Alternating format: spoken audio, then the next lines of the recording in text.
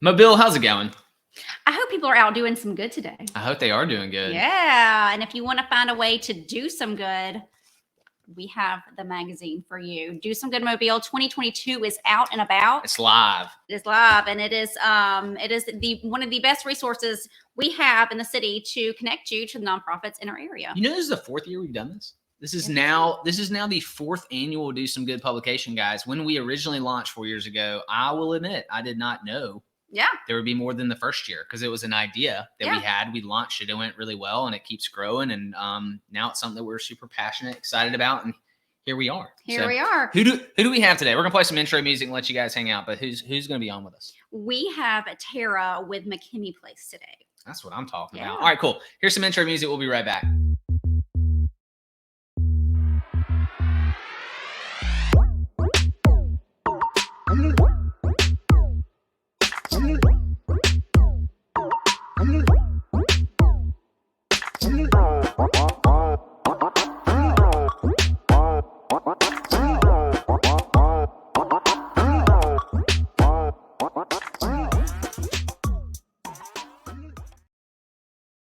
Love it. Sweet. So Tara's with us. Tara's with us. She's with us today. Let's bring her on. Well, cool. Let's bring her on. Let's have a chat. Hey, Tara. How are you doing? She is doing so great. She is speechless. She is speechless. Hey, I think you're muted. Hold on. Unmute yourself, Tara. I'm not muted on my side. Hey. It's okay. We got you. Maybe it was something we did. Yeah, we got you. How are you doing? Good. It's been a challenge to keep everybody healthy lately, but other than that, things are good. Rocking and rolling. Fantastic. Trying to help some homeless women in our community. Absolutely. And so we're going to get right into that. So Tara, you are the director at McKemie Place, and McKemie Place is located in Mobile. Will you let our listeners and our viewers know what McKemie Place is and what you guys do for the community? Yes. So we are the region's only emergency shelter for unaccompanied homeless women. And we were founded in 2007 after a woman froze to death on the streets of downtown Mobile. So there wasn't a shelter for her to go to. And, there was a coalition that was trying to find and reopen a shelter that had been destroyed by Hurricane Katrina. But after that happened, they said, we got to find somewhere for these ladies overnight. And so McKemie Place functioned that way. It's just an overnight shelter here. But then in 2020, we got our own facility. And so that's been kind of a game changer for us. So women come in and they work with our case manager that's in-house, and we try to help them just get back on their feet and regain their independence and become self-sufficient again. So. Yeah, what you guys talked about that story in the write-up that you have in the magazine about the woman that froze to death. And so at that time, I know you mentioned Hurricane Katrina. Was there nowhere to go at all, or was there no women's only shelter? Right. So I'm actually not sure. I think that Salvation Army made it through that and was here before. So there was places for men to go.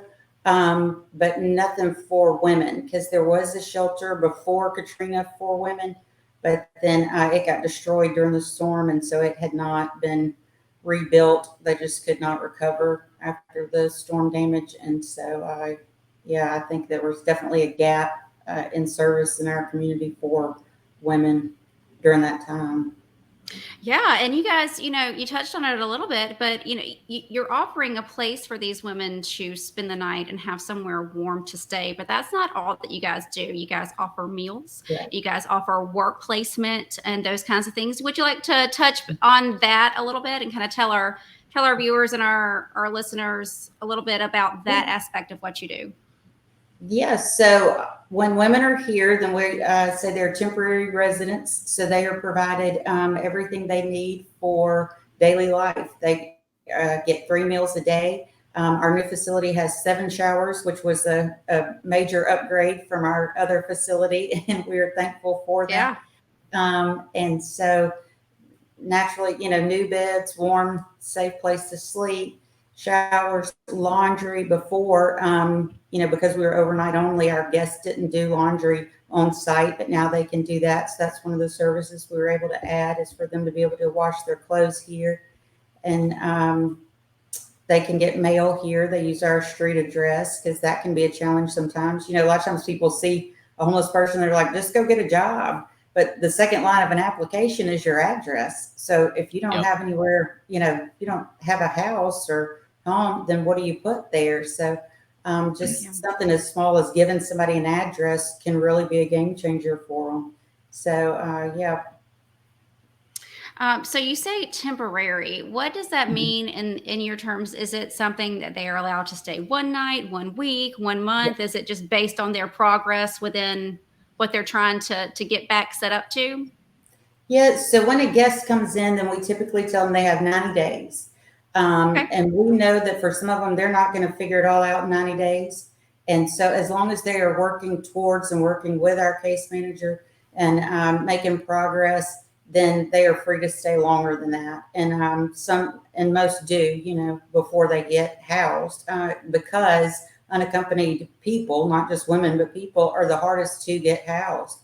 So it takes a little time, and certainly depending on where they're starting, because everybody's different.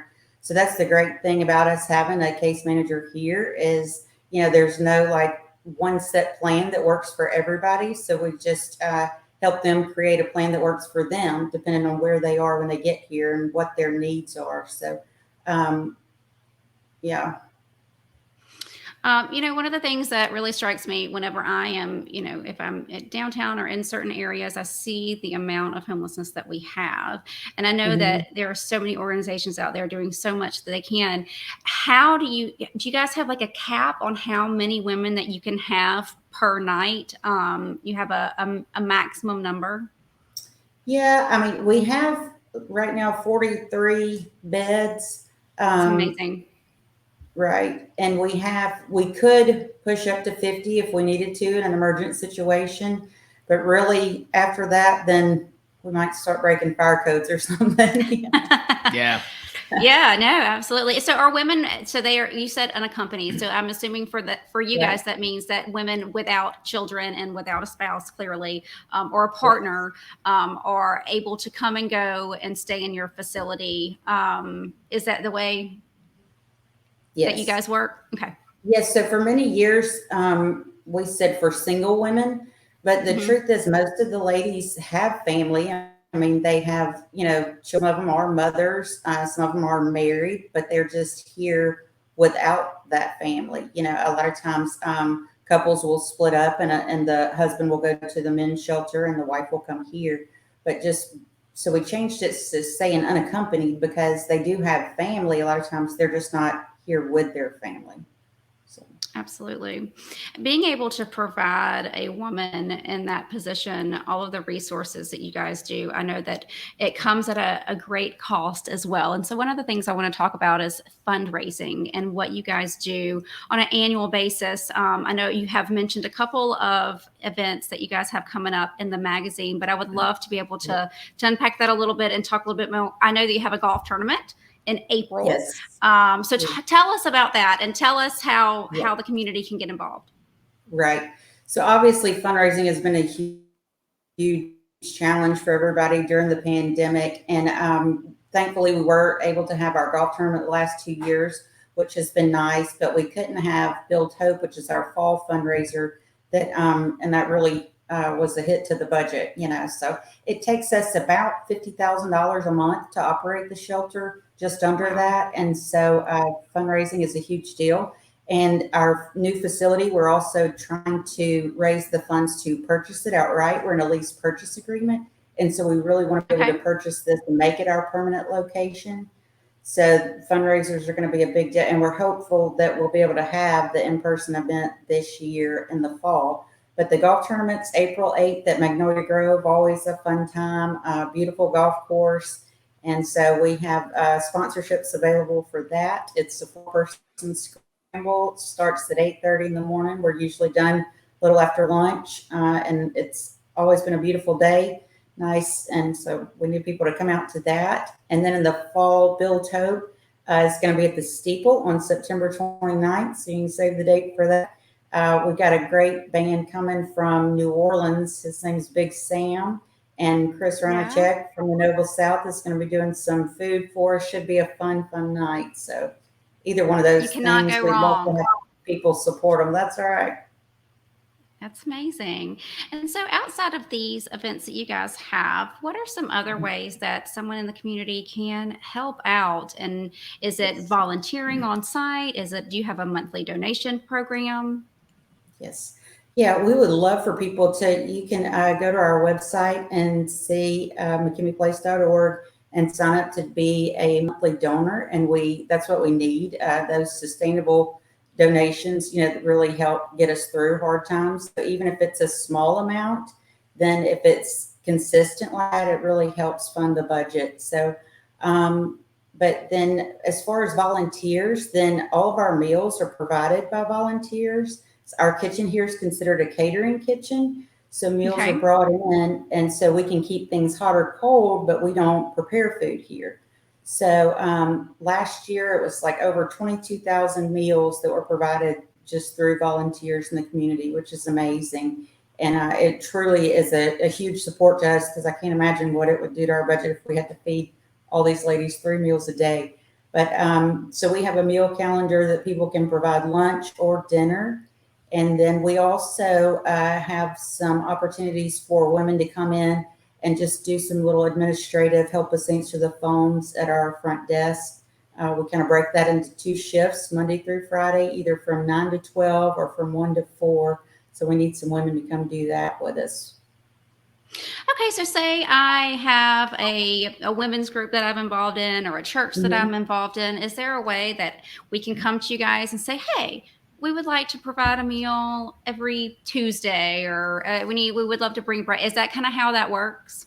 Yes. And that's really, when it works well, is like if somebody will commit to, like, say, the second, Tuesday or the third Wednesday or the first Saturday of every month and do it once a month, then that really helps fill up our calendar. So I know we've got, like, today the Cuttingham and Bounds is providing lunch, and they do it, once a month on the same Wednesday. And that's such a great help for us. And the ladies really enjoy it. They enjoy having volunteers come in and interacting with people. So it's great. And so I know one of the things that nonprofits always struggle with is getting their message out there, letting the public know that you are there, and letting the, in your situation, letting the women that are in those situations, letting them know that they have a place to go. What is the best way? Say someone is listening who may know someone, or someone is watching and they're like, wow, this could really help me. What is the best way for someone in the community to find out more information? Yeah. So if they have an access, then obviously our website has a lot of great information about who we are and what we do, how to contact us.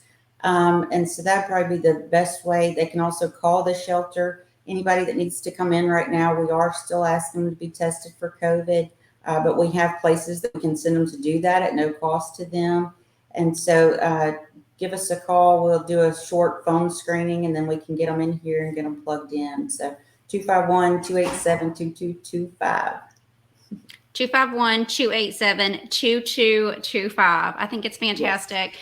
Thank you guys for all that you do. And before we wrap up, Brooks has a question that he always likes to ask nonprofits. Puts you on the spot just a little bit, but and I'll give you a moment to think about it, but I just like to ask everyone, like, is there something that you don't normally get asked, but you wish that people would ask you guys that you could share? If there's something that comes to mind that, like, man, if only we could share, this, that, people just don't ask us, now would be a perfect time to share it. Yeah. And if there's not, that's okay too. No pressure. It's not a bad thing if there's not. Yeah. No, I don't know. I think sometimes I like when people ask what we need. A lot of times I've walked out the door to go to my car, and there'll just be boxes of stuff sitting on our porch, and it's random stuff that people want to donate because they're so kind and generous, which is great. But when you call and find out what we need first before just dropping stuff off, then that's helpful, because then we can, tell you, like, we try to post a wish list Wednesday on our social media, so people will know what our emergent needs are in the shelter, because people are so great to help us with supplies. And obviously we go through a lot of things, cleaning supplies, through the pandemic, we've gone through a lot of that. And then things that we always use, paper towels and toilet paper and plates and cups and napkins, all those things. And then PPE, masks and gloves, those are always great. But I think people naturally think toiletries when they think homeless women. So we get a ton of that stuff. And so sometimes just if people would just call before they bring stuff, just to see what our emergent needs are at that time, then that would help us a little better. That's how, that you make a good point. And of course, when somebody brings something, their heart is always in the right place, and it's not ever a bad thing, but really knowing what you guys actually need to be able to help the women that you have in your location is always good. So I'm grateful, because we're happy to have any help we get, but yeah. Yes. I'm glad that you thought of that. People, if you're not dropping an envelope of cash, then call first, because cash obviously can be converted to anything that you guys need. But that's a great point. That's a great point. And that's cool that y'all post it on your social media as well, kind of what y'all's needs are, so people can be aware of that to kind of check what y'all's needs are. That's great. So, all right, cool. So you said your phone number, but as we wrap up, like, give people that the website, if you don't mind, the phone number again, just the best way to connect with you guys. Yes. So McKemiePlace.org is our website. Phone number is 251-287-2225. And, I'd love to come. I went last week and shared with the Fowl River Women's Club, and I love to always share about McKemie Place and homelessness, because I think so many people think it can't happen to them. And we all have these preconceived notions of what it is. And if anything I've learned in my 2 years of being here, then it's nothing that I was, and it can happen to anybody. So we appreciate any support we get, and hopefully, if somebody needs us, then we'll do our best to help them. Absolutely. Thank you for all that you are doing for the women in our community. Yeah. Thank y'all. I appreciate what you do and helping us spread awareness. It is a tricky thing, especially with the women we deal with, since, so many of them have been domestic violence victims or been in abusive relationships. And so maintaining privacy and confidentiality of our current guests, but also, spreading awareness of what we do. And so we can be available to those that need us. It's a tricky thing sometimes. So we appreciate it. You can't have a billboard out with bright shining lights. I mean, sometimes our address isn't published anywhere, but so there's some things we have to think about. Absolutely. That makes sense. Well, Tara, thank you so much for being with us today. We appreciate it. Keep doing the awesome stuff you're doing, and we will talk to you more soon. Okay. Sounds good. Thanks so much. All right. Thank you. See you. That was great. And I just want to remind people, in the magazine, you can get this at locations all over, but you can also find it on our website. And if you want to know more about McKemie Place and about the other organizations that are in our community, hop on, read their write-ups. It's a wealth of information, has a million ways that you can get involved with community organizations in our area. That's it. Any final parting words, or we'll just see everyone next time? See everyone next time. Right. See you on the next one. Thanks, guys.